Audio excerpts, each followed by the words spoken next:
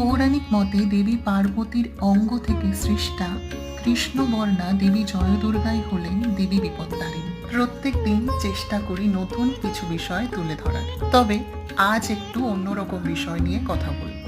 মূলত বিপত্তারিণী পুজো শনি এবং মঙ্গল এই দুটি দিনে হয়, আর শনিবার আমাদের রীতি মেনে এই বিপত্তারিণী ব্রত পালন করা হয়েছিল। যেহেতু মন্দিরে এই দুটি দিনেই ভক্ত সমাগম হয়, তাই দুদিনই পুজো হয়ে থাকে।